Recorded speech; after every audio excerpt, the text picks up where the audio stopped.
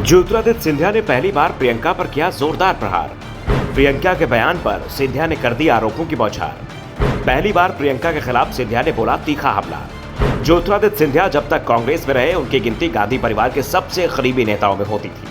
राहुल और प्रियंका दोनों के ही वो बेहद करीब रहे, लेकिन कांग्रेस छोड़ने के बाद अब ये नजदीकियां दूरियां बन गई हैं, दोस्ती दुश्मनियों बदल गई है। वैसे प्रियंका गांधी अभी भी सिंधिया खिलाफ बेहद संभल कर बोलती हैं, तो राहुल गांधी भी सिंधिया खिलाफ बोलते हुए उन शब्दों का इस्तेमाल करने से बचते हैं जो कांग्रेस के दूसरे नेता कह जाते हैं। राहुल ने सिंधिया को कभी गद्दार नहीं कहा।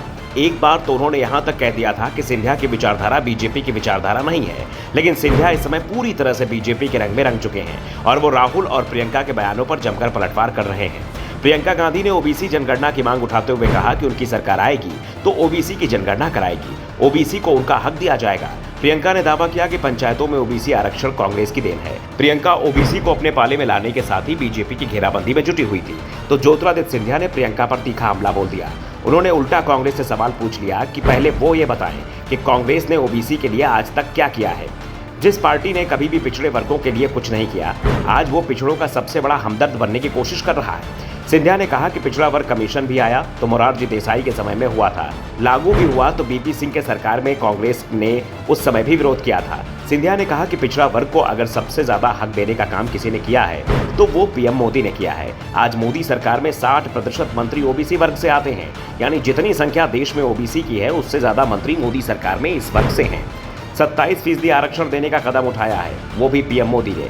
सिंधिया ने कहा कि कांग्रेस पहले ये बताए कि उसने देश पर करीब 60 साल शासन किया, लेकिन इस दौरान उसने पिछड़ों के लिए क्या किया। सिंधिया के बयान से साफ है कि उनके कांग्रेस में वापसी को लेकर जो चर्चाएं पिछले दिनों चल रही थी उनमें कोई दम नहीं है। दरअसल पुराने संसद भवन में हुई बैठक में सेंट्रल हॉल के अंदर ज्योतिरादित्य सिंधिया और सोनिया गांधी आसपास बैठे थे। इस दौरान दोनों के बीच बातचीत की कोई तस्वीर तो आई नहीं, लेकिन जिस तरह से सिंधिया 2 बार सोनिया गांधी के पास गए और उनका अभिवादन किया, उसके बाद ये सवाल उठने लगे कि क्या सिंधिया एक बार फिर कांग्रेस में वापसी की तैयारी कर रहे हैं। और सिंधिया ने जिस तरह से प्रियंका गांधी के बयान पर पलटवार किया है, उससे ये बात तो साफ हो गई कि सिंधिया फिलहाल बीजेपी में ही अपना राजनीतिक भविष्य तलाश रहे हैं। इस बीच सिंधिया ने प्रदेश कांग्रेस पर भी तीखा निशाना साधा है।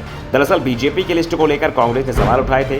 कांग्रेस ने बीजेपी पर तंज कसते हुए कहा था कि बीजेपी बात युवाओं की करती है, लेकिन जब टिकट देने की बारी आई तो उसने युवाओं की जगह बुजुर्गों पर दांव लगा दिया। दरअसल बीजेपी ने जिस तरह से अपने 7 सांसद और पार्टी के राष्ट्रीय महासचिव कैलाश विजयवर्गीय को चुनाव मैदान में उतार दिया, उसे लेकर कांग्रेस ने तंज कसा था।